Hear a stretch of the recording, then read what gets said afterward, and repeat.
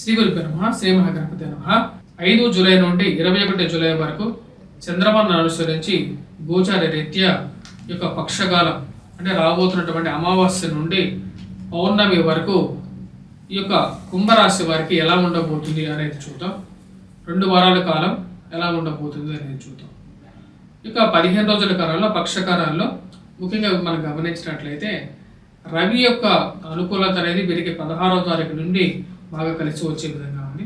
జన్మరాశిలో శనిగ్రహ సంచారం, ధనస్థానాల్లో రాహుగ్రహ సంచారం, అష్టమంలో కేతువు ఈ రాశి వారికి. అదేవిధంగా తృతీయంలో కుజగ్రహ సంచారం అనేది జరుగుతున్నది. అది చతుర్థంలోకి మారబోతున్నది. పంచమంలో ఉన్నటువంటి రవి షష్టమంలోకి మారబోతున్నాడు 16వ తారీఖున. గురువు ఈ రాశి వారికి చతుర్థంలో ఉన్నాడు. అదేవిధంగా మిగతా గ్రహాలు బుధుడు, శుక్రుడు వచ్చేటప్పటికి ఈ రాశి వారికి పంచమంలో నుండి షష్టమంలోకి వస్తున్నాడు అనమాట. శుక్రగ్రహ సంచారం జరుగుతున్నారు. శుక్రుడు, బుధుడు, లక్ష్మీనారాయణ యోగం షష్టమంలో జరుగుతున్నది రాశి వారికి. ఇటువంటి గ్రహస్థితి రాశి వారికి ఎటువంటి ఫలితాలు ఇస్తుంది అనేది చూద్దాం. ఈ రాశి వారికి జన్మరాశిలోకి శనిగ్రహ సంచారం జరుగుతున్నప్పుడు మానసిక బాధ అనేది ఉంటుంది. ఎందుకంటే ఏళ్ళనాటి శనిలో శని జన్మరాశిలో ఉన్నప్పుడు అది ఆ యొక్క బాధ అనేది ఉంటుంది. తృతీయాన్ని మరి అదేవిధంగా రాజ్యస్థానాన్ని ఎప్పుడైతే శని తన యొక్క త్రిపాద దృష్టితో చూసినప్పుడు దాని యొక్క ప్రభావం అనేది ఉద్యోగం మీద కూడా ఉంటుంది అన్నమాట. ఉద్యోగం మీద ఉంటుంది, అదేవిధంగా ధైర్యం మీద కూడా ఉంటుంది. ధైర్యం కోల్పోవటం అనేది కూడా జరుగుతుంటుంది. కొంచెం జాగ్రత్తగా ఉండండి. కొన్నిసార్లు మూర్ఖత్వంగా కూడా బిహేవ్ చేయడం జరుగుతుంటుంది. అది మీకే చెడు చేసే విధంగా ఉంటుంది. ఈ రాశి వారికి వచ్చేటప్పటికి గురువు యొక్క అనుకూలత అనేది ఈ రాశి వారికి అంత అనుకూలంగా లేదు. చతుర్థంలో ఉన్నటువంటి గురువు కొంచెం ప్రతిబంధకంగా ఉంటాడు. కాకపోతే శని తన స్వగృహాన్ని నాశనం చేసుకోడు కాబట్టి జన్మరాశిలో ఉన్నప్పుడు మరీ అంత ప్రభావాన్ని చూపించదు. కాకపోతే మానసిక చింత అనేది వెంటాడుతూ ఉంటుంది. ఏ ప్రాబ్లం లేకపోయినా సరే ఏదో ఒక మానసిక బాధ అనేది వెంటాడుతుంది. అది శని యొక్క ప్రభావం అన్నమాట. జన్మ రాశిలో శని సంచారం జరుగుతున్నప్పుడు మీరు ఖాళీగా 10 నిమిషాలు కూర్చున్నా సరే అది మీకు ఏదో ఒక రకమైనటువంటి మానసిక చింతని కలిగిస్తూ ఉంటుంది. దీనికి పరిహారంగానే చెప్పడం జరిగింది. గత వీడియోలో కూడా శని యొక్క మార్పు వక్ర దృష్టిలో కూడా నేను కరెక్ట్గా చెప్పాను అనమాట. శని వక్రత్వం జరిగినప్పుడు ఎటువంటి ఫలితాన్ని ఇస్తాడు అనేది నేను క్లియర్గా ఎక్స్ప్లెయిన్ చేయడం జరిగింది. ధనస్థానాల్లో ఉన్నటువంటి రాహు, అష్టమంలో ఉన్నటువంటి కేతువు జీవిత భాగస్వామి ఆరోగ్య సంబంధితమైన విషయాల్ని, అధికమైనటువంటి ఖర్చుని, గృహంలో ఏదో ఒక విధిని కలిగిస్తూ ఉంటాడు. రాశి వారికి వచ్చినప్పటికీ గురువు అంత అనుకూలమైనటువంటి ఫలితాలు ఇవ్వట్లేదు. కానీ ఈ రాశి వారికి తృతీయంలో ఉన్నటువంటి కుజుడు యోగ్యకారకుడు అన్నమాట. రాబోతున్నటువంటి పరిస్థితి 12వ తారీఖు వరకు తృతీయంలో ఉన్నటువంటి కుజుడు యోగ్యకారకుడు. కానీ చతుర్థంలోకి 12వ తారీఖున ఎప్పుడైతే గురువుతో కలుస్తున్నాడు కుజుడికి గురువుకి వచ్చేటప్పటికి మిత్రత్వమే ఉంది. కాకపోతే కుజుడు ప్రతికూలమైనటువంటి ఫలితాలు చతుర్థంలో ఎక్కువగా ఇస్తూ ఉంటాడు. శని అర్ధాష్టమ శని ఎటువంటి ప్రభావం ఇస్తాడో అటువంటి ఫలితాన్ని కుజుడు చతుర్థంలో ఉన్నప్పుడు ధనక్షయకారకుడిగా మారుతాడు. డబ్బును సమయానికి ఉంచకుండా ఏదో విధంగా ఖర్చు అయ్యే విధంగా చేస్తూ ఉంటాడు. కాబట్టి జాగ్రత్తలు తీసుకోండి.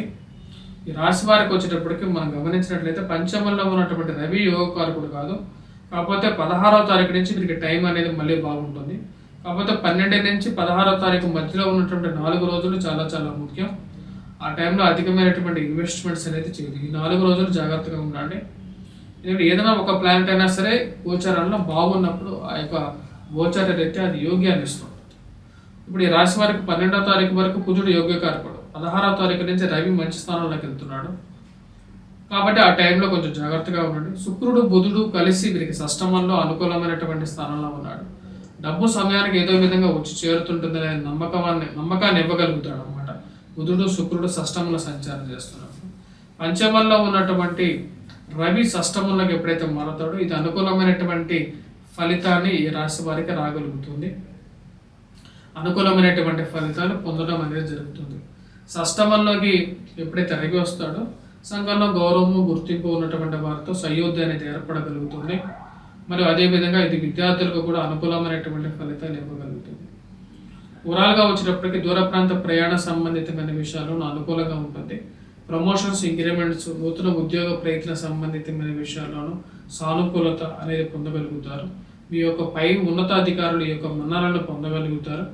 ఇదంతా ఓవరాల్గా వచ్చినప్పటికీ రాబోతున్నటువంటి జూలై 16 నుంచి కూడా ఆగస్టు 16వ తారీఖు వరకు కూడా అనుకూలమైనటువంటి ఫలితాలు ఇస్తుంది. కాకపోతే ఇక్కడ ఒక చిన్న ఇష్యూ కూడా ఉందన్నమాట. ఏంటంటే శుక్రుడు రవి కలిసినప్పుడు షష్టమంలో ఉన్నప్పుడు స్త్రీలతో కొంచెం జాగ్రత్తగా ఉండండి. అనవసరమైనటువంటి వైరాలకు అంటే గొడవలకి పోవద్దు, దూరంగా ఉండండి. కొన్ని జాగ్రత్తలు తీసుకోండి. పాయింట్లెస్ బేస్లెస్ ఇష్యూస్ గురించి ఎక్కువగా డిబేట్ చేయొద్దు, దానివల్ల మీకే తలకాయ నొప్పిగా అవుతుంది. వితండవాదం ఒక్కోసారి వినాశనానికి కూడా దారి తీస్తుంటుంది. కాబట్టి ఆ విషయాన్ని అక్కడికక్కడ వదిలేసేసి నెక్స్ట్ ఇష్యూకి వెళ్ళిపోతూ ఉండండి.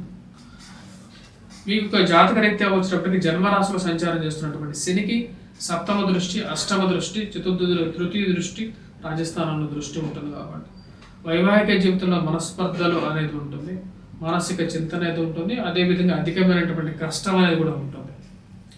కష్టం నుంచి బయటికి రావాలి అంటే మీరు వెంకటేశ్వర స్వామి ఆరాధన చేయాలి.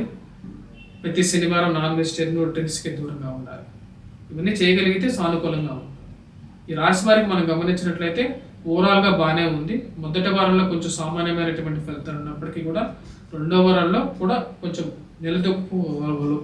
నిలదొక్కుంటారు. దానికి ముఖ్య కారణం ఇందాక చెప్పినట్టుగా ఆ 4 రోజులు కొంచెం జాగ్రత్తగా ఉండగలిగితే, 12 నుంచి 16 వరకు కొద్దిగా 4 రోజులు జాగ్రత్తగా ఉండగలిగితే, తృతీయంలో ఉన్నటువంటి కుజుడు షష్టమంలోకి రాబోతున్నటువంటి రవి ఇద్దరు యోగకారకులు అనమాట. తద్వారా వచ్చేటప్పటికి వీరికి అనుకూలమైనటువంటి ఫలితాలుగానే గోచరిస్తాయి. దాని తర్వాత ఈ రాశిలో ఉన్నటువంటి వారు ముఖ్యంగా విద్యార్థులు ఎటువంటి ఫలితాలు చేసుకోవాలి, ఎటువంటి పరిస్థితి ఉంది అనేది చూద్దాం.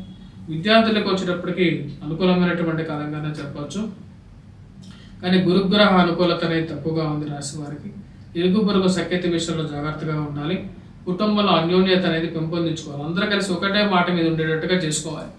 ఒక్కొక్కరు ఒక మాటలో ఇంట్లో ఉన్నటువంటి వారు అలా ఉండకుండా అందరూ కలిసి ఒకటే మాట మీద ఉండేటట్టుగా ఉండండి. ఈ రాశిలో ఉన్నటువంటి విద్యార్థులకి మిశ్రమమైనటువంటి ఫలితాలుగా ఉన్నప్పటికీ కూడా రవి యొక్క అనుకూలత అనేది కలిసి వస్తుంది. పోటీ పరీక్షల కోసం గ్రూప్స్, ప్రిలిమ్స్ ప్రిపేర్ అవుతున్నటువంటి వారికి సానుకూలమైనటువంటి ఫలితాలు రాబోతున్నటువంటి 16వ తారీఖు నుంచి ఒక 4 రోజుల పాటు పొందడం అనేది జరుగుతుంది. ఈ రాశిలో ఉన్నటువంటి విద్యార్థులు గురుగ్రహ అనుకూలతను పెంపొందించుకోవడం కోసం ముఖ్యంగా గురుగ్రహ మంత్ర జపం చేసుకోవటం, దత్తాత్రేయ స్వామి ఆరాధన చేసుకున్నట్లయితే సానుకూలమైనటువంటి ఫలితాలు పొందడం అనేది జరుగుతుంది. ఈ రాశిలో ఉన్నటువంటి వారు ఎటువంటి పరిహారాలు చేసుకోవాలి అనేది చూద్దాం. గురుగ్రహ మంత్ర జపం, దత్తాత్రేయ స్వామి ఆరాధనతో పాటు రాహుగ్రహ మంత్ర జపం, దుర్గాదేవిని పూజించడం, కేతుగ్రహ మంత్ర జపం కూడా చేసుకోవాలి. వినాయకుడిని కూడా పూజించాలి. సెల్ఫ్ డ్రైవింగ్ చేసేటువంటి వారు ముఖ్యంగా వారు పూజించాల్సినది వినాయకుడిని. ఓం గం గణపతియే నమః అనే మంత్రాన్ని పఠించి సెల్ఫ్ డ్రైవింగ్లో వెళ్ళినట్లయితే సానుకూలమైనటువంటి ఫలితాలు పొందగలుగుతారు. రాశిలో ఉన్నటువంటి రాజకీయ నాయకులు సానుకూలమైనటువంటి ఫలితాల కోసం సూర్యారాధన చేయాలి. సూర్యుని ఎక్కువగా పూజించాలి. అర్ఘ్యాన్ని సమర్పించాలి. సూర్య నమస్కారాలు చేయాలి. స్వస్తి.